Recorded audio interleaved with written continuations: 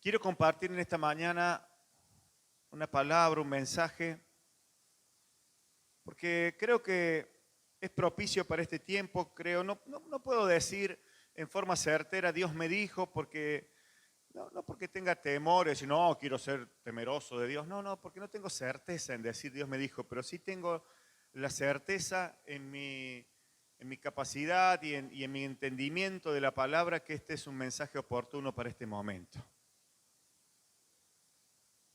Y creo que es un tiempo para ser más cristianos que nunca. ¿Y por qué digo más cristianos que nunca? Para ejercer y tomar las herramientas de fe que Dios nos ha dado. Porque son días revueltos, días, ¿verdad? En nuestro país. No quiero decir, este es un mensaje porque si gana Milei va a pasar esto y va a pasar aquello. Ni soy yo quien puede decir si es bueno, si es malo. No tengo una palabra profética para decir, miren, este es malo y este va a ser bueno. Por ahí he visto algunos cristianos que se levantan diciendo, bueno, esto ya lo dijo Dios. Si Dios le dio luz para eso, en buena hora. Pero Dios me da luz para entender qué es el futuro. Y Dios nos habló hace poco tiempo, y voy a seguir insistiendo en la palabra profética para este tiempo. ¿La recuerda, verdad? Futuro versus futuro. Se las recomendé que la escuchen varias veces, porque es palabra profética para este tiempo.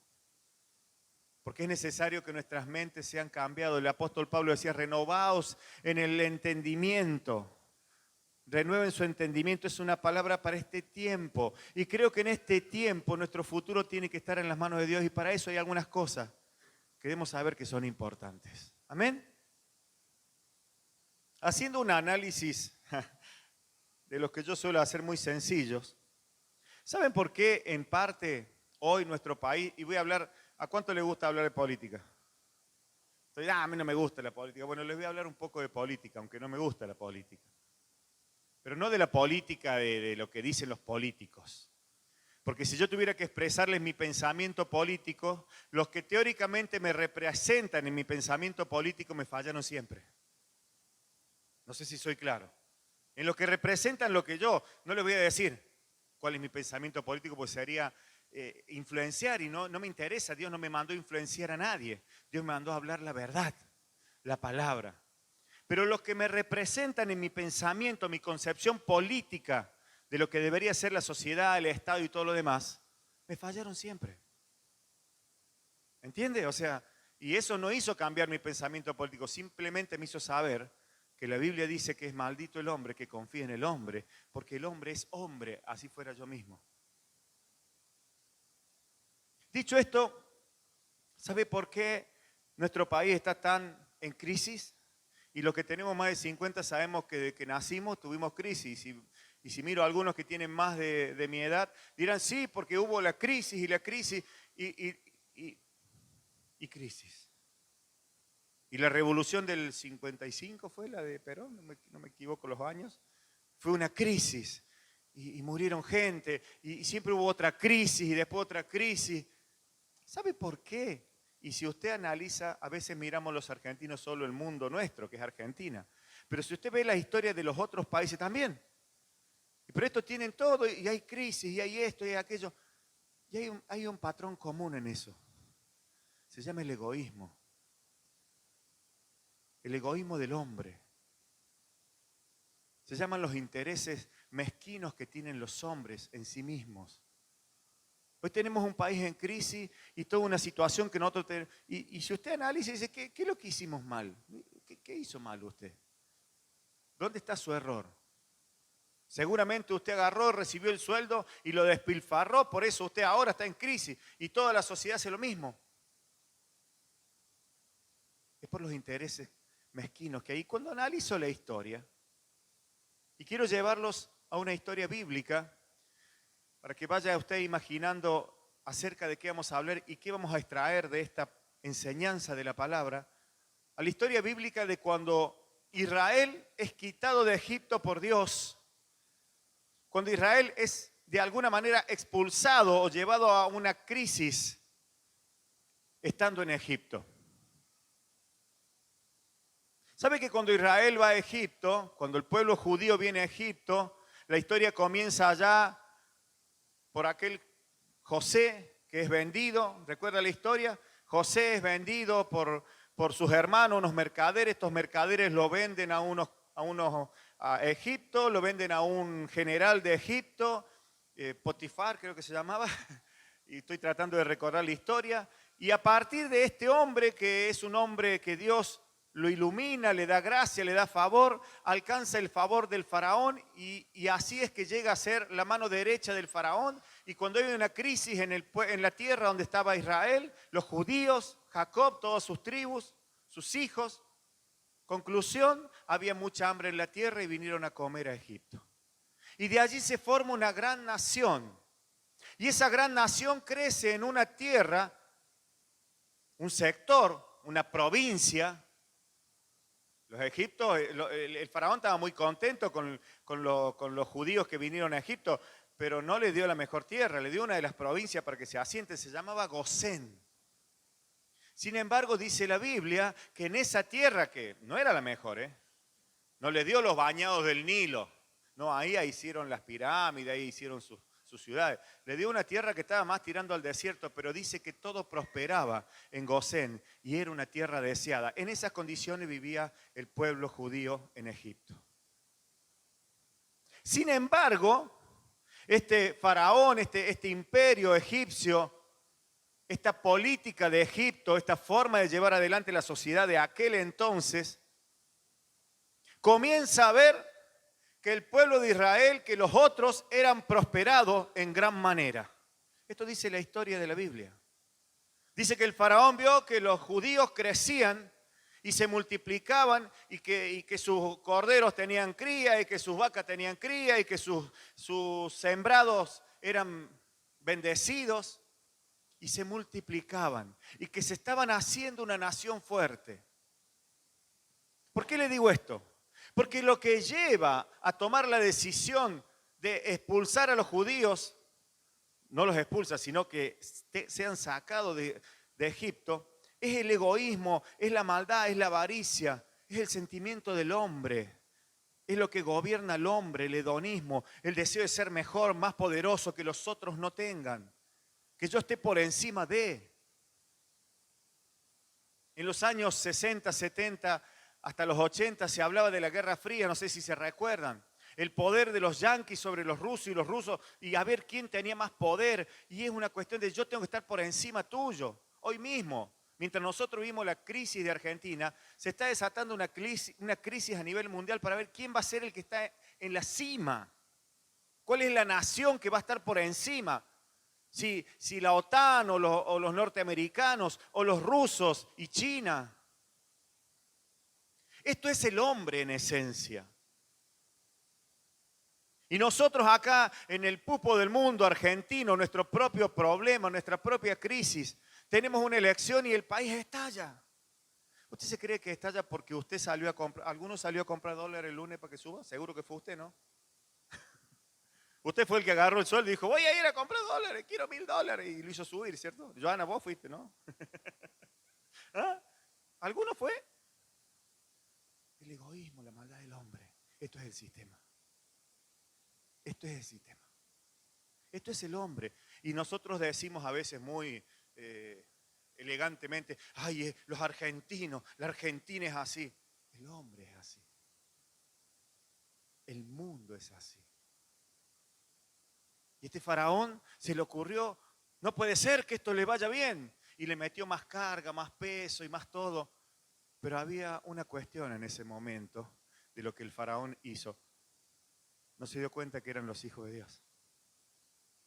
Que este pueblo judío que estaba en tierra de Gosén, que a pesar de que laburaban como esclavos, que le daban, era prosperado, era bendecido, era multiplicado, siendo esclavos. Y dijo, no puede ser. Denle más trabajo, denle. ¿Y qué tocó? Tocó el pueblo de Dios. Preste atención a esto.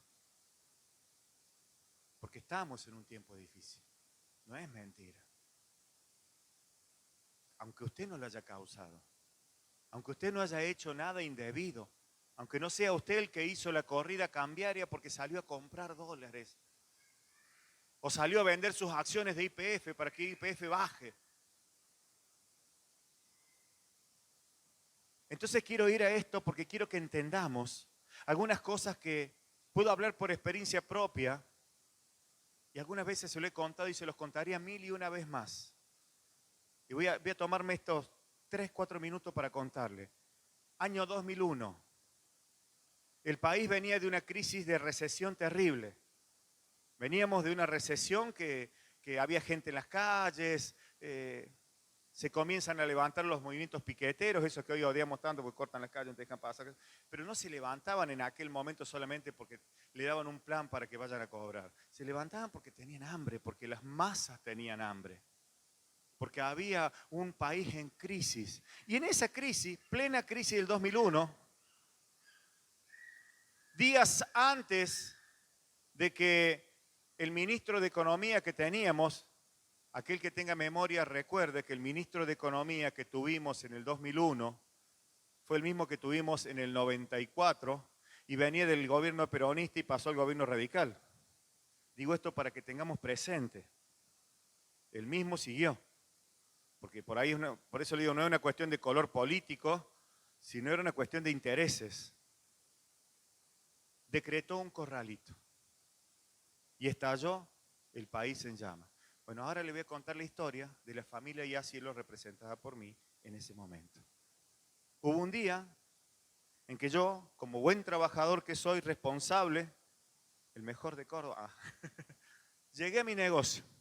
Yo tenía en ese momento mi galpón, tenía 2 portones. Era una entrada, una casa vieja y al fondo había un galpón grande. Entonces yo alquilaba sobre la calle Martín García el galpón.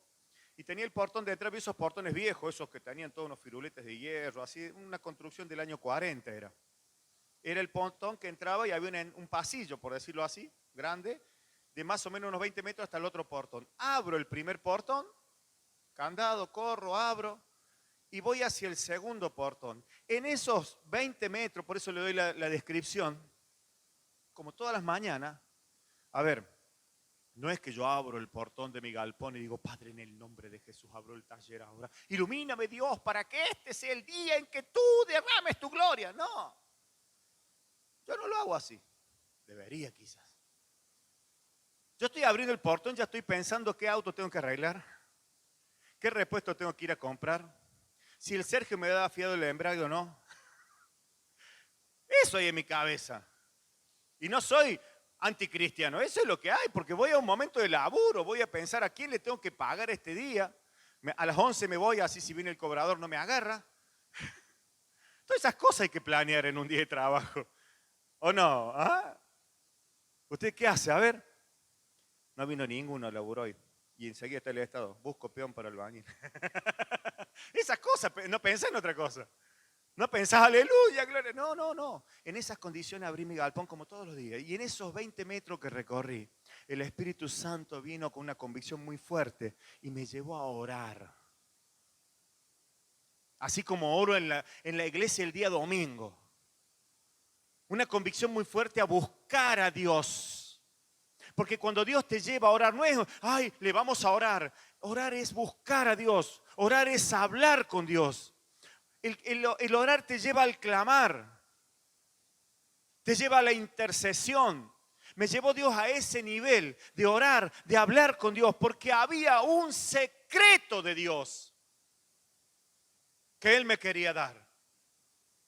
Es como cuando vos tenés, de pronto no estuviste el celular encima todo el día y cuando lo agarrás tenés 5 llamadas perdidas de un pariente. Es porque te quería decir algo importante. Y en esos 20 metros el Espíritu Santo me llevó a orar, a clamar. Y cuando abrí la segunda puerta, porque antes del portón era una puerta para abrir el portón, no pude seguir abriendo y caí de rodillas y comencé a clamar. Y el taller estaba lleno de trabajo, de responsabilidades, por las cuales yo estaba temprano ahí. Y en ese clamor vino el Espíritu Santo y me dijo, unge tu casa como en los tiempos de Moisés. Porque la sangre de Jesucristo librará a mis hijos del azote que vendrá sobre esta nación.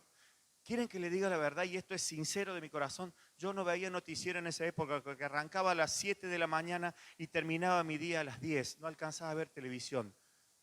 Mis autos eran de los más comunes y baratos, no tenían nunca radio. Mis autos eran destartaladitos. No tenía noticias. No estaba noticiado de lo que estaba pasando. Pero el Espíritu Santo sí. Y me dijo, orá, ungí tu casa. Inmediatamente, como deberíamos ser siempre obedientes a lo que Dios nos marca, y digo deberíamos porque en ese momento lo fui, doy gracias a Dios por eso, pero no siempre lo somos. Tomé el aceite, castrol, no tenía patito ni cocinero, el que tenía en el taller, y ungí mi taller. Y fue un derramar de lágrimas y de clamor a Dios, y yo no entendía por qué, pero lo hice. Ungí todo mi taller, ungí todo, y seguí, abrí los portones, listo, a trabajar. Cuando regresé a mi casa se lo comenté a mi esposa.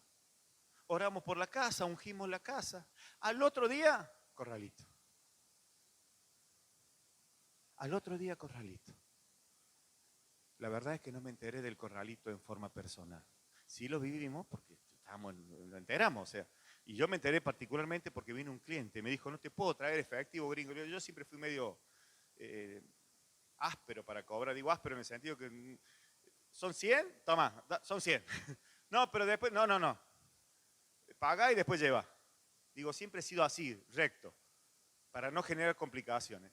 Y este era un cliente bueno y me dice, pero ¿cómo no te puedo dar plata? Porque no podía sacar plata. Encima de mucha plata. Algunos que conozcan apellidos en Córdoba habrán sentido alguna vez nombrar Romanuti.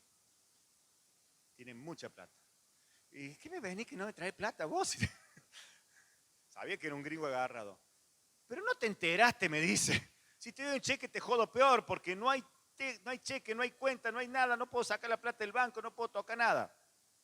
De hecho, esa persona se tuvo que hacer un viaje a Uruguay a buscar la plata que tenía en Uruguay para subsistir acá.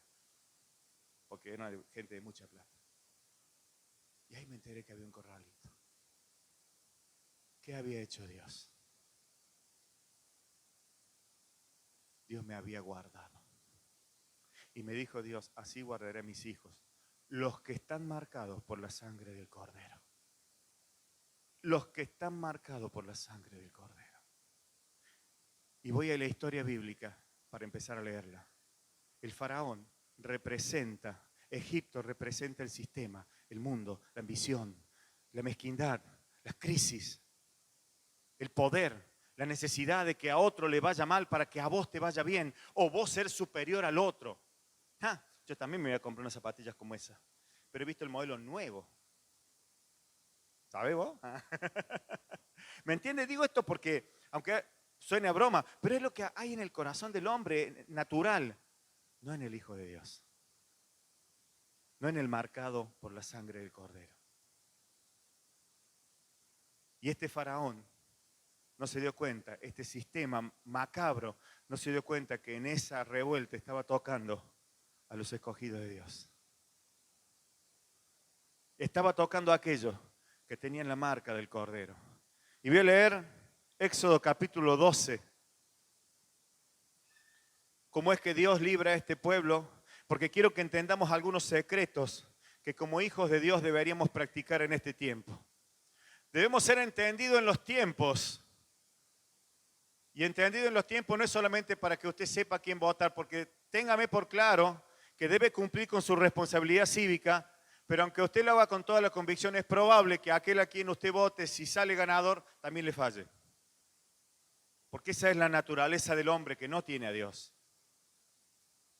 Si no, estoy hablando de tener una conciencia clara de qué debemos hacer en tiempos de crisis, para que luego no digamos, ay, mira, oren por mí, ¿por qué? Porque me quedé sin trabajo, jodete. Sino para que sepamos cómo Dios va a bendecir y qué deberíamos de hacer en tiempos difíciles para que realmente podamos alcanzar la misericordia de Dios. Éxodo capítulo 12, verso 1, vamos a leer más o menos como hasta el como hasta que diga basta. Como el capítulo 12, mire, una hoja, 2 hojas, casi 3 hojas. No son nada. Señor, que la comida no se enfríe. Escuche, preste atención. Habló Jehová a Moisés y a Aarón en la tierra de Egipto diciendo: este mes os será por principio de los meses, para vosotros será este el primero en los meses del año. Hablad a toda la congregación de Israel diciendo: en el 10 de este mes, tómese cada uno un cordero según la familia de los padres, un cordero por familia. Mas si la familia fuere tan pequeña que no bastase para comer el cordero, entonces él y su vecino inmediato a su casa tomarán uno según el número de las personas conforme al comer de cada hombre. Haréis la cuenta sobre el cordero. El animal será sin defecto, macho de 1 año. Lo tomaréis de las ovejas o de las cabras, y lo guardaréis hasta el día 14 de este mes, y lo inmolará toda la congregación del pueblo de Israel entre las 2 tardes. Y tomarán de la sangre y la pondrán en los 2 postes y en el dintel de las casas en que lo han de comer. Y aquella noche comerán la carne asada al fuego, y panes sin levaduras con hierbas amargas lo comerán. Ninguna cosa comeréis de él cruda, ni cocida en agua, sino asada al fuego, su cabeza con sus pies y sus entrañas. Ninguna cosa dejaré de él hasta la mañana, y lo que quedase hasta la mañana lo quemarás en el fuego. Y lo comeréis así, ceñidos vuestros lomos, vuestro calzado en vuestros pies y vuestro bordón en vuestra mano. Y lo comeréis apresuradamente, es la Pascua de Jehová. Pues yo pasaré aquella noche por la tierra de Egipto y heriré a todo primogénito en la tierra de Egipto, así de los hombres como de las bestias, y ejecutaré mis juicios en todos los dioses de Egipto, yo Jehová. Y la sangre os será por señal en las casas donde vosotros estéis, y veré la sangre y pasaré de vosotros, y no habrá en vosotros plaga ni mortandad cuando hiera la tierra de Egipto. Vamos a leer hasta ahí nomás. Porque quiero detenerme en 2 cosas fundamentales. Esta fue la palabra que Dios me trajo a memoria, porque no me puse a leer la Biblia, estaba en mi trabajo. Me trajo a memoria el Espíritu Santo y me dijo: esto es lo que vas a hacer. Vas a poner una señal en tu casa. Pero, ¿qué es necesario hacer cuando vos pones una señal? Es necesario que esa señal te represente. ¿Y cómo llegas a esa representación? Y en esto quiero detenerme. Porque creo que es un tiempo para ir en busca de esta cobertura que da la sangre de Cristo. Y no vamos a hacer algo místico. ¿Recuerda? Una de estas iglesias de nueva generación, por decirlo así, con mucho de apostólico y de profético. Ellos en sus reuniones, todavía lo hacen, todavía existen, están en Córdoba. Ponían un manto bordós, como es, color sangre, pero no rojo, bordós. Una tela bordós. ¿Ah? Una tela bordós, o sea, roja. ¿Ah? Sí, bueno, el rojo es la sangre, así como si yo la colgara ahí. ¿Vio? Como una cortina, parece. Así. No era mi sangre porque la mía es azul, ¿vio? ¿Y saben qué hacía toda la congregación después de leer muchas palabras de estas? Pasaban por debajo de ese manto y los cubría la sangre de Cristo. No, son primos lejanos, apostólicos y profetas. Y así podríamos entrar en un misticismo. Y yo le di de testimonio algo que no es nada místico, es lo que Dios me mostró en ese momento.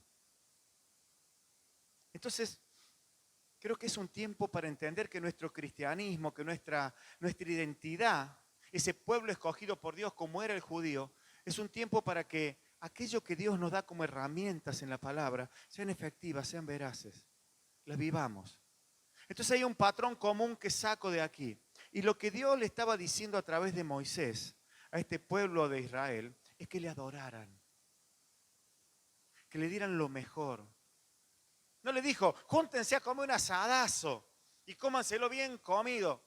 Sino les dijo, pónganse en adoración, denme lo mejor para mí. Busquen el mejor cordero. Entonces la primera recomendación que como pastor, con toda la autoridad que Dios me ha dado para tirarle las orejas, la primera recomendación que le voy a dar, familia, vuelva a tener un altar de adoración a Dios. Y fíjese que dice, y si son poquitos, bueno, nos juntamos en la casa de Dani y comemos un asado, pues somos poquitos y entre muchos lo podemos pagar. Júntense a adorar. Y si sí, pero yo estoy solo, júntese con otro. Comencemos a tener altares de adoración en nuestras casas. No quiero ser yo quien de acá le dé una orden y armemos toda una estructura de adoración, donde digo, bueno, a ver, el día martes nos junté en la casa de Julio y Mica, y como Julio y Mica la van a traer a la Anabel y a la Pame, y vamos a adorar en esa casa. Pero le estoy sugiriendo algo. No sé si me entienden. Pero ¿saben qué? Mate con jengibre y carqueja. Amargo, digo, ¿por qué? Porque el fin no es venir. Bueno, y tomamos unos mates y traemos galletitas y charlamos. No, júntense a adorar. Y parece muy religioso. Después júntense a comer, después júntense a chichar si quieren. Después si quieren júntense a todo.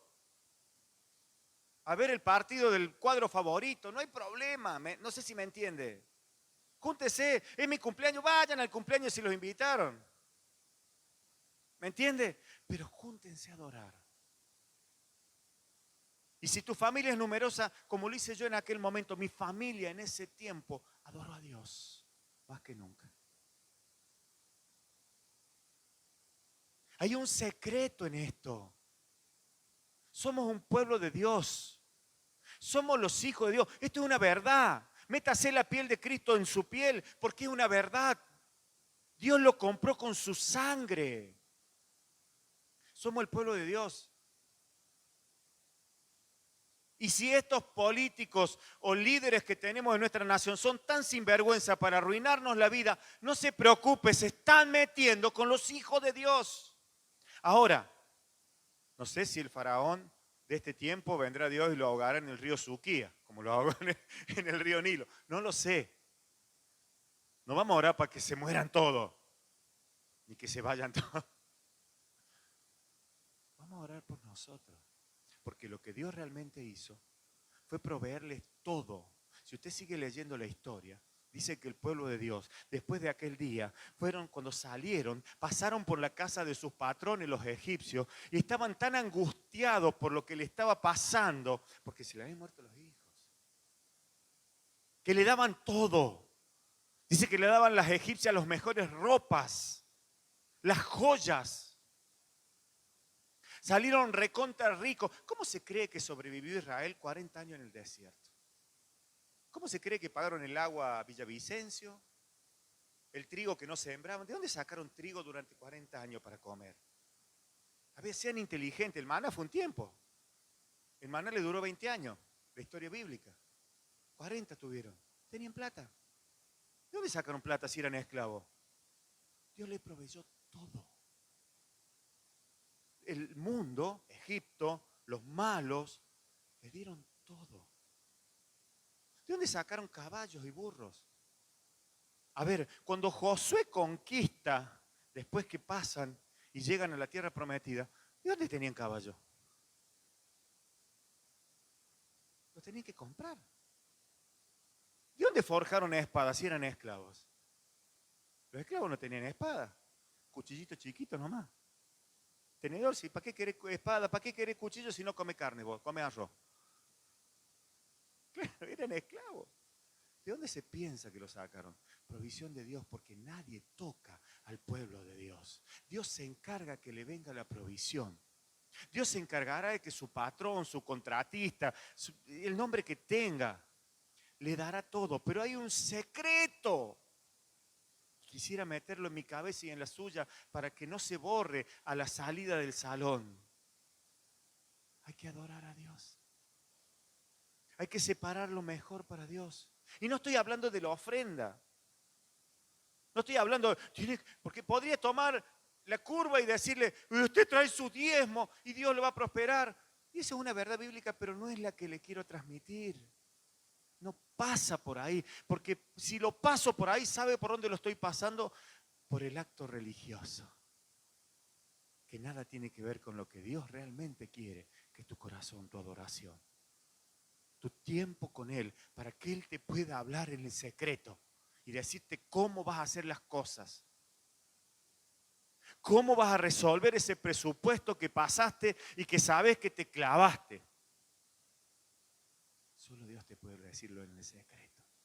Y para que Dios te hable en el secreto, tiene que haber adoración, tiene que haber intimidad. Dice que Dios habló a Moisés y a Aarón. No se levantaron Moisés y Aarón un día inteligentemente diciendo este es el plan de escape de Egipto. Y hemos visto que el pueblo está oprimido, así que como yo soy tan inteligente, tan capaz, vamos a hacer esto. Sí, es verdad que Moisés era muy inteligente. Había sido preparado por los mejores de Egipto, el mejor ingeniero. Él dirigía las construcciones. Uno de los mejores en manejar gente, manejaba a todos los esclavos. Claro que tenía capacidades, sí. Pero esto no se lo dieron las capacidades, vino Dios y se lo dijo. Vos podés tener las mejores capacidades del mundo. Vuelvo a repetir y a retrotraerme a la historia de Miguel Ángel y Asielo, alias yo. Yo en ese tiempo era el mejor mecánico de la Martín García porque no había ningún otro en esa cuadra. Y todos los agencieros de la zona venían a mí porque yo hacía muchos motores, hacía ajustes de motores, era mi especialidad en ese momento. Y en épocas de crisis, así decía, así me anda esto, gringo, sí, déjamelo, yo te lo voy a andar. Y yo se lo hacía andar. Pero en ese momento, no fue la capacidad del mecánico estrella de ese momento. No, fue Dios en su revelación. Porque por más inteligente que sea, en ningún lado dice que el aceite Castrol bendice un taller, por decirlo. En ningún lado dice que si vos te arrodillaste, postras y tirás tus lágrimas al suelo, Dios te va a bendecir. En ningún lado dice cómo debes negociar cheques o dinero. Te lo da Dios. En ningún lado dice esas cosas. Por eso siempre les he dicho, todo cuanto puedo ver como fruto en mis manos, me lo ha dado Dios. Porque soy un hijo de Dios y usted es un hijo, una hija de Dios. Y este es un tiempo para tomar en serio y volver a acomodar el altar de Dios. Para que el futuro que Dios nos dijo hace un tiempo atrás, que es el que viene, el futuro de Dios, pueda ser una verdad en nuestras vidas. Y pueda manifestarse desde lo económico hasta lo espiritual. Y podamos ser esas personas que Dios escogió y que cuando pasemos por algún lado digan, ese es un hijo de Dios. Para que la gente que está a nuestro alrededor nos identifique como alguien al que pueden acudir cuando hay una necesidad. Y esa necesidad no es solo plata, afecto, es la que podés dar cuando tenés a Dios. ¿Me está entendiendo? Es un tiempo para que podamos hacer un altar y cuando Dios se lo indique, no porque yo le podría dar una receta mágica hoy, le podría decir, mire, usted ahora cuando vaya a su casa, júntese con sus hijos. Yo lo hice. Y oren, y después de orar, agarre aceite, unja su casa y declare que ninguna elección, ningún gobierno, ¿sabe? Lo va a terminar haciendo, pero cuando usted haga un altar, porque Dios lo llevará.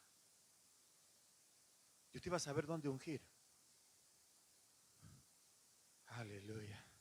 Hace muchos años me junto con una familia que se congregaba junto con nosotros en la iglesia a la que asistíamos. Y esta familia había tomado muchas deudas. Este muchacho trabajaba en una empresa linda, esas que pagan bien, y eran épocas tipo 2008, aquellas épocas, antes del 2008, el 2007, 2006, por ahí. Y había algún poco de crisis en la empresa y no todos tenían trabajo, muchos se iban en esa época del país porque estábamos todavía un poco, bueno, qué sé yo. Y un día vienen a casa, pero nos juntamos y empiezo a orar y oramos y oramos. Y buscamos a Dios y mire lo que Dios me mandó en ese momento. Y él estaba muy angustiado, este hombre, por la deuda que tenía, debía todo. Daba carpeta de enfermo porque, claro, iba a trabajar y lo que cobraba no le alcanzaba. Entonces había una depresión en lo que generaba. Y el Espíritu Santo me dice, dame la billetera. Y le dije, dame la billetera que tenés. Y me mira, en medio de la oración, ¿viste? Rápido el pastor para sacar plata, ¿vio? Cuando yo no era pastor en ese tiempo. Cuando estaba en el mejor de más sensible, dame la billetera. Y me mira, digo, ¿qué billetera? Pone tu billetera ahí en la mesa. Y le digo, ¿tenés tus tarjetas acá? Sí, corté 2 nomás, porque viste que muchos enseñaban en aquel entonces, corte las tarjetas, había cortado, se había dejado otra. Le digo, bueno, ponela ahí, no me importa. Y me acuerdo que fui, tomé aceite y ungí su billetera. Y declaré la palabra. Tengo que ser claro y honesto en esto. Sus deudas desaparecieron. No tuvo más deuda. Ahora, sí, van a pasar todo al frente y van a poner la billetera acá, ¿cierto? Y traigan aceite y la unjo. Y la naranja vuelve a ser naranja y es que se roja. Cuando hablas con Dios, cuando adoras a Dios, Dios te habla. Y cuando Dios te habla, seguramente las palabras serán de bien. Seguramente las palabras tendrán poder. Seguramente las soluciones vendrán, como diríamos en un ambiente natural, mágicamente.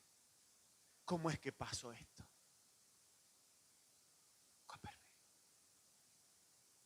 Magia, no, poder de Dios. Poder de Dios. Voy a cerrar con esto. Quisiera que se vaya a su casa pensando en qué momento va a ungir su casa. Tiene que ser antes de los primeros días de octubre. Esto se lo digo así en sencillito. No le doy una fecha.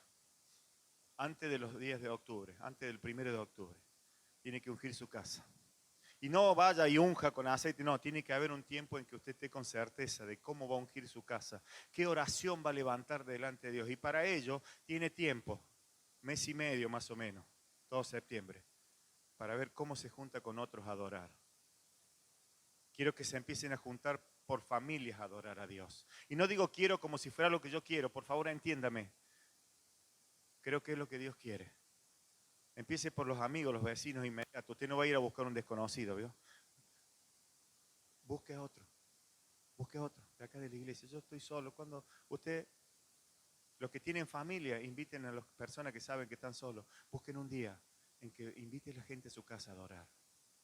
Hagan un altar, así de madera, ¿vio? Como este. No, júntese alrededor de una mesa. No tiene mesa, bueno, un montón de banquitos amontonados ahí puestos en un garage. No importa, pero júntese y comience a adorar con su familia a Dios. Comience a adorar con su familia a Dios. Si usted está solo en su casa, también haga su altar. Pero aparte un día en que puedan orar juntos. ¿Quieren que fundemos grupos de crecimiento, como lo llama Cita, o quieren que fundemos casa de oración, como lo llama Medea? ¿Quieren que fundemos granero, como lo llama el apóstol Gione? No importa el nombre que le pongamos. No importa la institución que formemos, porque eso es solo religión. Pero si hacemos lo que Dios nos manda y nos juntamos unos con otros a adorar a Dios, encontraremos en ello un secreto grande, maravilloso y poderoso. Podremos tener la revelación, podremos tener todo lo que es necesario. No pase más de media hora en ese tiempo, más de una hora como máximo, para que el chichismo no se apodere de la reunión, para que no termine chismoseando. Porque todo lo que hablamos de más y fuera de Dios es chisme. Y no digo chisme malo, chisme bueno, no importa. Hablamos del tiempo y es al vicio, porque el tiempo va a ser tiempo. Hablamos de política y es al vicio, porque ninguno de nosotros es político. ¿Verdad? Hablamos de autos y son pocos los que lo compran, porque no tenemos el dinero. Hablamos de tantas cosas. Adoremos a Dios. Aprovechemos el tiempo. Y Dios nos va a marcar tiempos. Y como iglesia nos vamos a bendecir mucho. Porque cuando Dios le dé la palabra para ungir su casa, va a estar usted ungiendo su casa, pero su vecino también va a estar ungiendo su casa. Y cuando digo vecino, no el del lado, su hermano en Cristo. y vamos a terminar y vamos a tener un tiempo bendecido. Yo no sé quién va a ganar las elecciones. Yo no sé si el país mejorará o no mejorará, pero sé que en este tiempo convulsionado, Dios cuida de sus hijos cuando sus hijos le adoran. Amén. Póngase de pie. Vamos a ofrendar. Ah, ¿ya lo hicieron? Vamos a orar a Dios. Y vamos a hacer sencillito. Vamos a poner la mano en la cabeza, así lo hacemos cortito. Así, tiqui, tiqui, tiqui. Yo, mire, me puedo tocar toda la frente con mi mano. ¡Uy, qué ha crecido este desgraciado! Mucho. No, eso no. Padre, escuche. Padre, en el nombre de Jesús, haz que tu palabra gobierne mis pensamientos y pueda ser obediente a ella y entender cuál es el tiempo que camino y mi identidad como hijo de Dios. En el nombre de Jesús. Amén. Amén. Gloria a Dios. Aleluya. Tiempo maravilloso para los hijos de Dios. Estamos destinados, estamos predestinados porque el que nos llamó nos justificó y el que justificó, ¿quiere saber qué dice? Futuro verso futuro, vuélvalo a escuchar. Estamos predestinados a manifestar su gloria. Amén. Dele otro aplauso a Cristo. Aleluya. Ungidos para triunfar en el nombre de Jesús. Amén.